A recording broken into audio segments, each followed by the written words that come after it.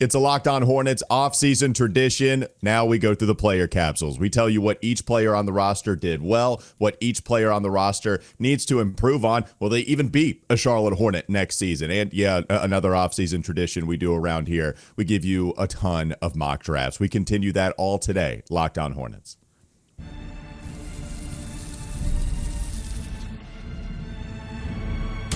You are Locked On Hornets, your daily Charlotte Hornets podcast. Part of the Locked On Podcast Network, your team every day. In a minute, cuz we live.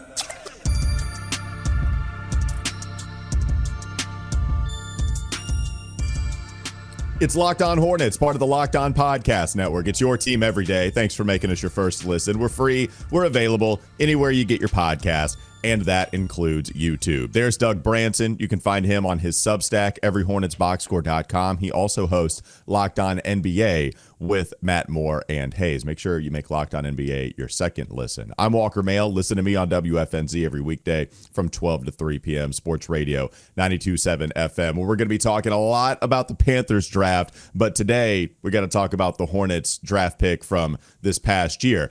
As often we do, though, Doug, you look confused. You had a face about you where it looked like you wanted to communicate something with me. You looked puzzled. You looked confused. Is it just looking at me in general, or what's going on? Do you have something you want to say? No, I have nothing I want to say yet until we get to talking about Tidjane Salaun.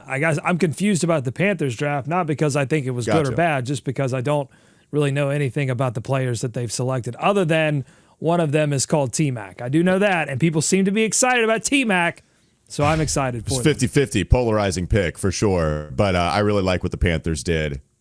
I don't know where we felt when the Hornets selected Tidjane Salaun. That felt pretty polarizing as well. Maybe more so people were against it, Doug, because when they selected him, you knew, oh, okay, this is a project. They have no interest in having this particular player help them win ball games the following season. If this works out, then we're going to have to wait for this return. We're going to have to wait quite a while. And maybe he was ahead of schedule at the beginning of the season. Summer League, he was ahead of schedule. And then I think we got to a place where, okay, this is about what I expected. Probably midway through the season, showed you some good signs towards the end, but still a project. If you just want to go through the counting stats real quickly, he averaged 5.9 points per game. He averaged 4.7 total rebounds per game. He shot 28.3% from three-point range on just over 3 attempts per game. He shot 33% overall from the field. He shot 71.3% from the free throw line.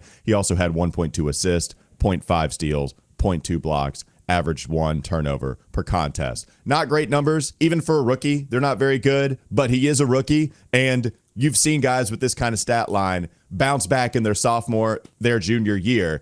Just because that's the stat line doesn't mean that he won't hit. Clearly a lot to work on here, Doug. The counting stats, they just weren't very good. Luckily, we kind of expected it if you were paying attention to what he was when they drafted him. I mean, the counting stats for the Charlotte Hornets didn't look great. So I don't, it's not as if he underperformed relative to the team. Yeah.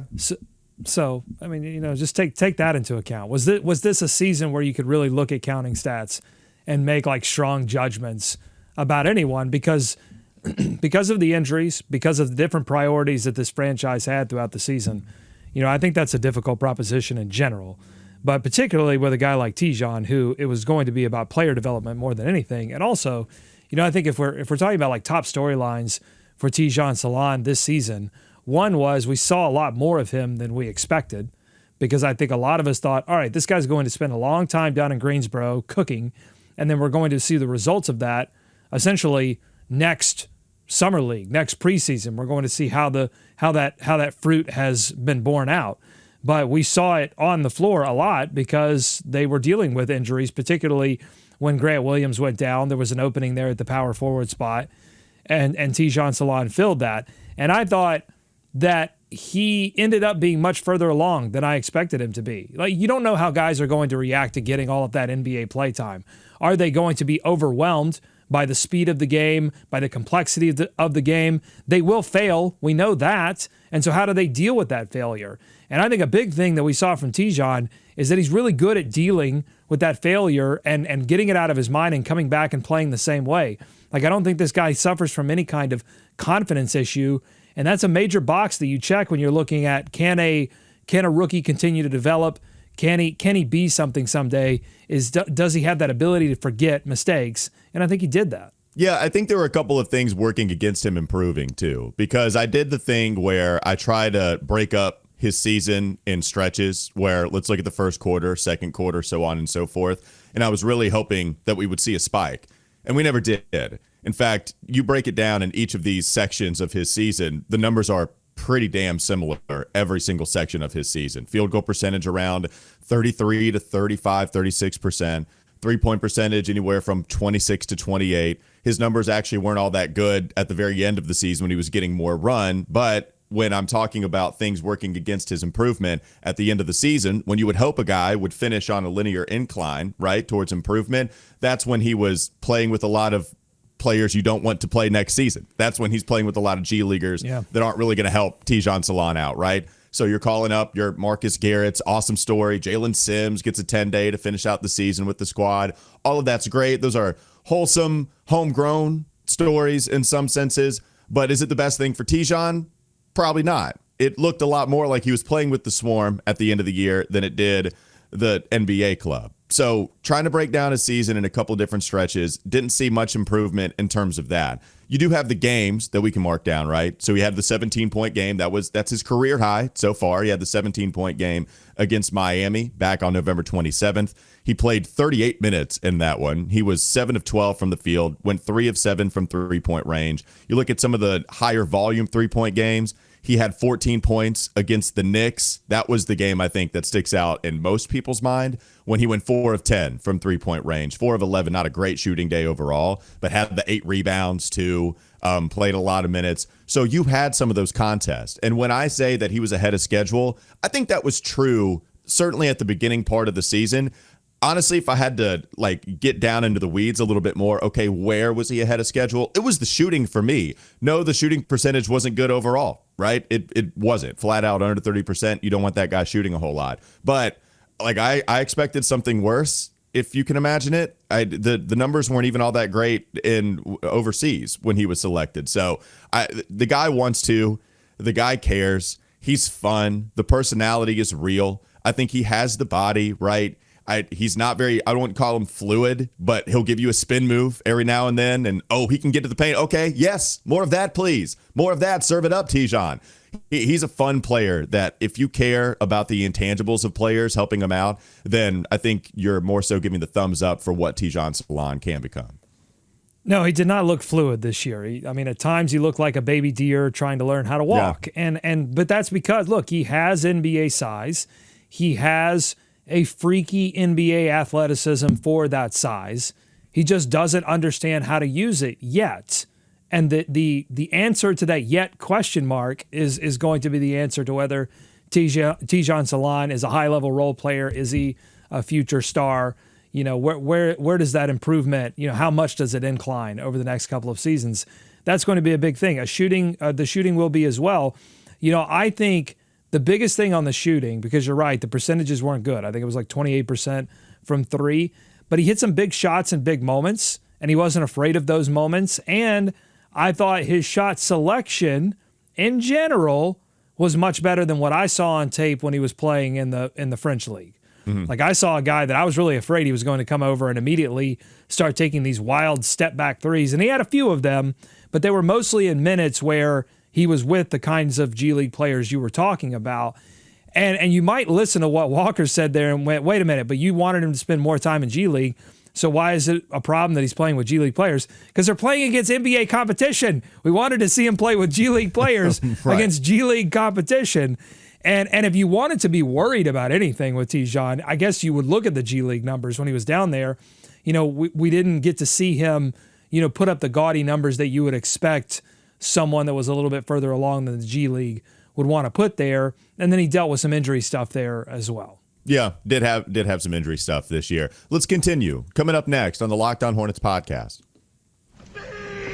Bees everywhere! Yeah, we'll finish some thoughts on what we thought of Tidjane Salaun's rookie season. We went through the counting stats. We can go through the advanced metrics and then tell you a little bit more about what we expect going forward. That's still to come. Locked On Hornets.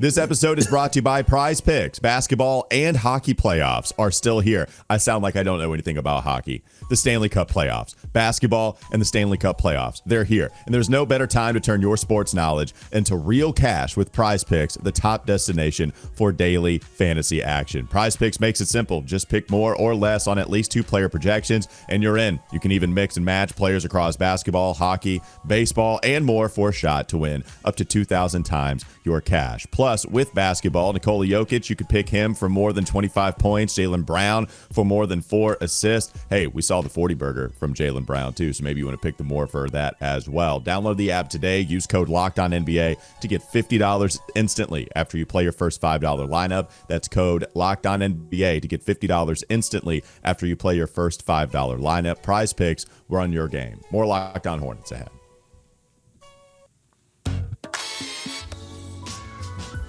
We went through some of the counting stats on Tidjane. You want to go through some of the advanced metrics, Doug? I know you got some in the rundown here. What did you think was particularly noteworthy this year?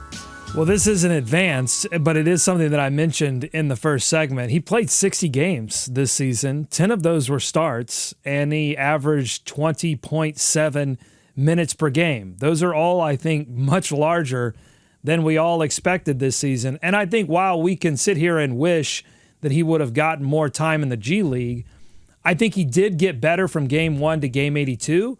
So there has to be something in that experience. I think different players and different personalities take that experience in different ways, and that's always the concern. But I think with Tidjane particularly, I think his confidence isn't shaken. So I think he's going to take this NBA experience and turn it into solid progress in the summer. I really expect that to happen. So he got a lot more time. Unfortunately, the offensive efficiency wasn't where you wanted it. Points per shot attempt at 90.5. That was 4th percentile. Only a few players in the NBA with a worse points per shot attempt. There were a lot of games this season where he took 10-plus shots, 8 of them, in fact, and only one of those was he 40% plus from the field, and a lot of those he was like 1 of 11, 1 of 12. There was just a lot of those. When he goes cold, man, he goes cold. But we are still very early in the Tidjane Salaun experience. And a lot of the analysis that we have now, I really do think is going to dramatically shift after this summer. I think he's going to become I think he's going to be better in some respects. I think he'll be a lot different of a player next season. Yeah, I think there's just so much that he had to learn this year. A healthy offseason is what Steve Clifford would always bang the table about. These rookies, they need these off seasons. They need to be here. We need to have eyeballs on them constantly, hoping that they improve. It feels like Salaun is the type of guy that wants to get a lot better. If you buy into Salaun, man, I think you buy into the want to. That's because there's a lot of, he just doesn't know what he's doing right now. I think when you saw the improvement, it was a lot defensively. I think you saw, okay, that's the right rotation. Yeah, that's it. Don't do that with the basketball in your hands. Come on now, you're slowing down now. Okay, like in transition, you're not going crazy. You waited for Mark Williams as the trailer, and you hit him. You got a dime because of it. Hey, there you go. Yes, it's a lot of that. That's the Tidjane Salaun experience, and I can be in, or at least I can wait to see how this plays out the next couple to 3 years. But if we were worried about the Kai Jones experience watching him, where you just never saw the improvement, and he never knew what to do, and he also wanted the basketball in his hands a lot more because he wanted to create. He felt like he was this player while the team and pretty much the fan base said, no, you're this player, but he never listened. I don't think you have that. I don't think you have that with Tidjane, which is why you can buy in. No, and honestly, I thought we saw significant improvements in his defensive awareness. And that's, if you want to look at, they talk a lot about processing speed now for these players that are developing. Can they understand all of the different actions and the counter moves and the different things that are happening within, particularly when you're facing an elite NBA offense? And Tidjane's got a long way to go, but I saw that processing speed pick up. I saw him get better. I thought he was already a good on-ball defender where he could keep his feet and stay in front of even a few smaller players, a few quicker players. He was able to do that one-on-one, ISO situations. He wasn't getting completely torched It was in the team defense that he was suffering, just knowing where to be. And I thought that significantly improved over the course of the 82-game regular season. And so that gives me hope that all of the other stuff is going to eventually fall into place. But you're so right about his intensity, his fist pumps, his wanting to make fire in the crowd. Yeah. Like he has a genuine desire to help the team and improve. And we continued to hear that through, like, they bet that was the guy they were going to get, but I think we got confirmations from Jeff Peterson and others that that's exactly who he was throughout this regular season. He was constantly asking for help, asking for advice from other players, constantly putting the work in the gym. And that's, look, if you're going to take a project player, particularly an overseas player where there's going to be a lot of obstacles for that player to overcome, including like cultural differences, language differences, all of these things that these guys battle, you want a guy who has that kind of fire, and Tidjane has it, and we'll just have to see how he improves next season. Yeah, look, and I don't know if we're belaboring it at this point. This is Tidjane's show. Hell, we're going to talk a lot about Tidjane. But if you just wanted to compare some of his numbers to other rookies, so he was 20th in games, 21st in games played, 20th in minutes played per game. So around 20th most played rookie, if you want to go by those numbers. I look at the 3-point percentage compared to other rookies this past year, Doug. It wasn't good. Again, it was 28% on the year, 28.3 to be exact. But here are some of the other 3-point numbers that other rookies put up. Ron Holland, he was a guy we kind of liked, 23.8. Pretty much just a non-shooter for Detroit, 23%. You go to some of these other guys like Ryan Dunn out of UVA, awesome defensive player, not much of an offensive player. That was shown 31% from three. You go to somebody like Jamal Shedd out of Houston, older player, later pick, but 32.3%. You go to Tristan Da Silva, 33.5%. Keyshawn George, 32.2%. Like, there are some bad ones. Isaiah Collier. People like what Isaiah Collier can do. He shot 24.9% from three. And so when I say that they were bad, the shooting percentage for Tidjane, a lot of bad rookie shooting seasons. It's a lot for these guys. It's a different distance, and NBA defenses are good, and there's a lot of impressive, long-armed, smart defenders going your way, and there's a lot of pressure in your first year. So a lot of bad three-point shooting percentages put up in their first season for all these rookies, and Tidjane just right in the mix there. So if just in case you were worried about, I don't know, we like to do this where there's the envy of who somebody else drafted. Oh man, he's not shooting as well as this guy. He's not shooting as well as that guy. A lot of rookies that Tidjane finished in the same neighborhood as in terms of distance shooting.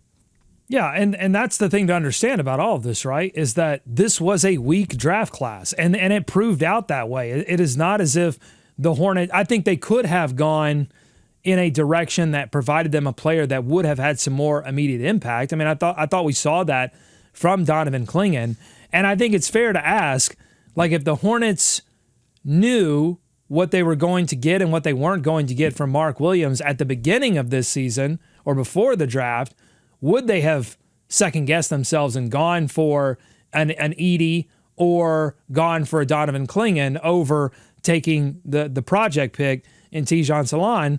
I think they might have. And honestly, They made a trade for Mark Williams, right. And who did they bring back?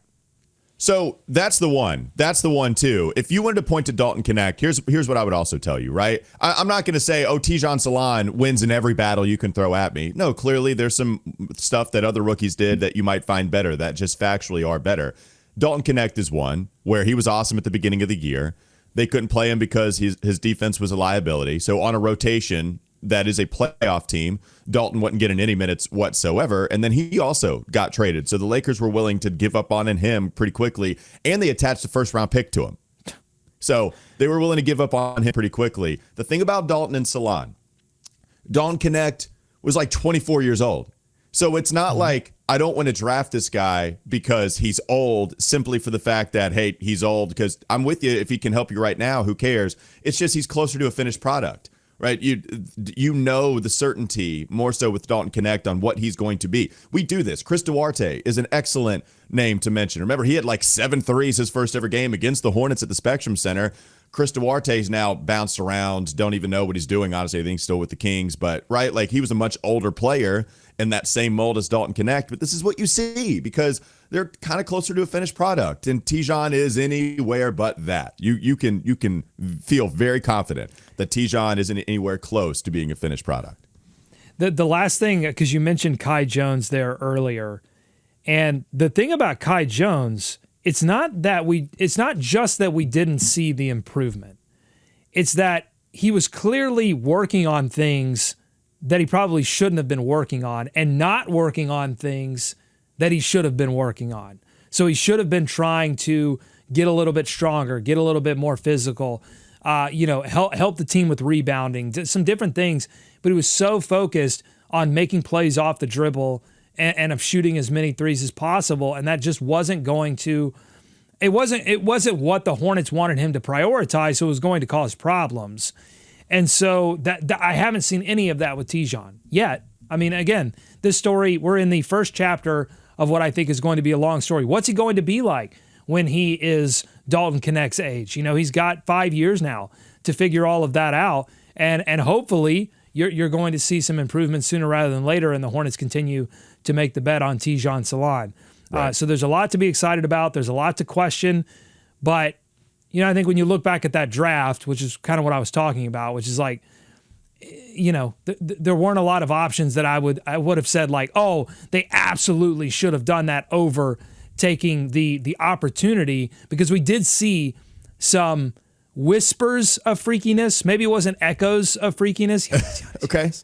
But we saw some. Gotcha. We saw some whispers. I think, Giannis, because he moves in a way that a guy that size shouldn't move, and he made some improvements in his decision making and transition that I think we could see pay some dividends as early as next season, and maybe we can talk about like what's next for him coming up. Yeah, sounds good. Let's get back together next year and let's talk about an improved Tidjane Salaun, baby. I'm here for it. All right, coming up next on the Locked On Hornets podcast.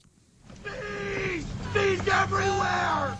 Another mock draft. Doug's got him. And day 26, we're getting close to that halfway point, getting closer to it. And then, of course, we'll have the lottery on May 12th, but still a lot of mock drafts to go before we figure out who the next Hornets draft pick is. That's still to come. Locked On Hornets.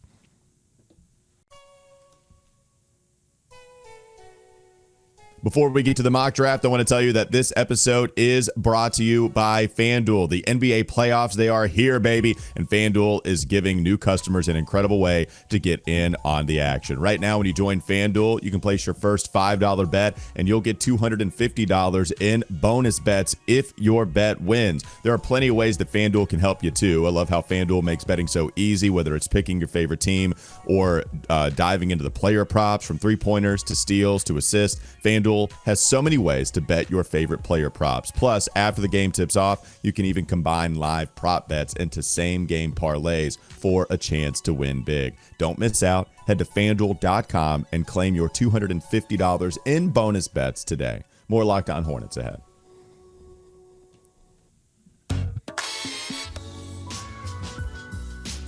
How are you doing with the mock draft grind? Is this still cake for you? Or are you starting to feel the grind, going through it a little bit? I just want to talk to you at this point in the process. No, not feeling the grind. This is what I love. This is my time. And there are plenty of mock drafts. I don't know how many of them are being written by human beings. I don't know how many of them are being written by ChatGPT. But the content right now is out there. I wouldn't say we're necessarily like flush with content. But I haven't had to access the 2026 mock drafts yet. It's coming. Don't worry about that. It's coming. I didn't know it was coming. Yeah, I'm still sticking with 2025 right now. Just when I feel like you can't surprise me anymore with these mock drafts, you do, because you acted like I should know about that. Maybe I should have. Maybe I blame myself, but I didn't realize the 2026 mock drafts were coming. We still got 40 days left, whatever it is. All right. What you got for us today, Doug? All right, so first I want to take a spin on the old Tankathon NBA Draft Simulator. The Hornets right now with the third best odds at that number one overall selection. Let's do it. Beep, boop, boop, boop, beep, boop, boop. And the Hornets, they fall 2 spots to the number 5th pick. I actually want to do 2 things. I want to look at ESPN just released a 100 best prospects. This is more of a big board. by Jonathan Givony than a mock draft. So let's jump down to number 5. And they have somebody that is rising up boards that I don't know is necessarily great for the Charlotte Hornets at this time, but is somebody worthy of talking about, and that's Jeremiah Fears out of Oklahoma. 6'4", point guard, not even 19 years old yet. True shooting percentage of 57%, and is in the 5th slot, where Givony writes, Fears moves up 2 spots on our board from our last check-in, as he has created significant buzz in NBA circles based on conversations we've had with scouts and executives at recent events. We've recently got a dose of what NBA teams are about to witness in private settings, watching Fears work out in New York City under the guidance of trainer, agent, and former NBA player Mike Miller. He's rapidly progressing physically and athletically, while his jumper is coming along nicely. Jeremiah Fears. Okay, Jeremiah Fears. So this is the week right after NFL draft week where I start to just dive into the deep end of all of it, because I've been too busy talking about Princely Uman-Mielen and Nick Scorton and Tetaroa McMillan. And so I've got too many draft evaluations, and sometimes I don't know. I start talking about T-Mac for the NBA draft, and wait a minute, it's the NFL draft, swip, swap. But what I am going to do is dive in a little bit more and be able to tell you more about Fears. But the thing about Fears, I know that he's kind of like a polarizing prospect as well when people talk about him. There are some intriguing advanced metrics with him, with the kind of shot diet that he brings to the table as one of those scoring point guards. 6'4" is probably it's fine enough. In my opinion, you might want him to be bigger, but 6'4" is probably right on that cut line, honestly, of, okay, this is an appropriate size at point guard, and he gets to the lane. He's got a nice shot diet from what he showed you in Oklahoma to where that could translate going into the NBA. He takes just enough threes to where I feel like you're comfortable with him having that outside shot at the next level. So I know Nada, though, is not a Jeremiah Fears guy, and we're going to have to dive in a little bit more as to why. I know we didn't get to that a ton. But we can this week when he joins us. What do you think about Jeremiah Fears possibly being a pick? I think he's one of the guys outside of, the Flag, Harper, Bailey, sort of top of the draft that has a star spark. I think Dylan Harper, Cooper Flag, those guys, the red lights are going off. Star, possible superstar. And then Bailey, I think it's a 50-50 depending on what kind of player he wants to become and what kind of system he finds himself in. But Jeremiah Fears, I think, has a little bit of that, just with, his ability to create off the dribble, his pace, his size, his shooting, his shot creation, his creativity. I think there's a little bit there.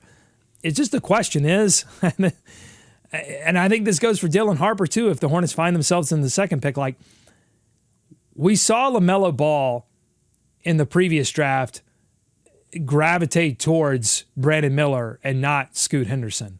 How will he react if the Hornets do in fact take a point guard?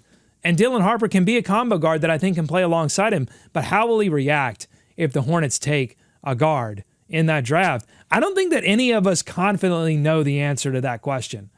It would be surprising, shocking if he were to react negatively, I think. But, I don't think it's out of the realm of possibility. Yeah, so you have a couple things that you could go off of. He played with Terry Rozier for a while, but Terry Rozier was a vet, more established. He was here when LaMelo was drafted, right? I think that's, because that was right after Kemba. So you talk about those two guys that were handling the basketball quite a bit in the backcourt, but that's a different style. And he did gravitate towards Brandon. You could say, hey, he gravitated towards one rookie that was expected to have the basketball in his hands, but he was much more of a compliment than what people were saying Scoot was, because Scoot was a point guard and plays the same position as LaMelo. So you're right. Who knows about what LaMelo would do? I think the last thing for Fears is bad three-point shooting percentage, only 28.4 in college. That's not good. But as always, we look at the free throw percentage to see if there's any hope there. And there is. He got to the foul line a lot. How about 6 attempts from the charity stripe per game? And he shot 85.1% from the free throw line. So if you buy into the free throw line being a good indicator of three-point shooting, thumbs up for Jeremiah Fears, getting rid of a weakness and improving on that as he gets to the NBA. That'll do it for Locked On Hornets. Go ahead. You got something. Can I get one more comment on, because I want to talk about where Tidjane goes next? Sure. I think for Tidjane, I hope that next season the injuries stop for the most part, and Tidjane can get a 15-minute per game role where he knows exactly what he's going to be doing defensively and offensively, and we see less of him being in the general vicinity of LaMelo Ball when LaMelo Ball is trying to create for himself. We saw that a lot this season, where he would go to set a pick for Ball and then just not really know exactly what to do off of that pick, and they would get jammed up together. I just hope that the Hornets are able, because of the players that they have available to them, are able to give him a role that is significantly simplified and can allow him to focus on one or two things as opposed to really having to be a lot of things for the Hornets, which he had to be because in a lot of different situations because they just didn't have the personnel. Well, that just spawned a new point in my brain. We always talk about the starting five having all this length if they get Cooper Flagg, but Tidjane Salaun being that seventh guy, right? I mean, that's what you envision, because I don't think he's going to be good enough to be the seventh guy on a winning basketball team or a playoff hopeful team next year, especially if you still have Trey Mann and Grant Williams. So now you're talking about 8 or 9, but you do want your 6th overall pick from 2024 to play in some of your best lineups. You want that to happen. So if it's as it's currently constructed, LaMelo, Brandon, Cooper in an ideal world, Miles Bridges, Mark Williams, Nurkic, whatever, right? Tidjane is in there somewhere, and how many minutes that'll be interesting to see, because Tidjane, Brandon, Cooper, your 2 through 4, Tidjane with Miles, 3-4 combinations. I think it is safe to say that in a Cooper scenario, Tidjane would be coming off of the bench still.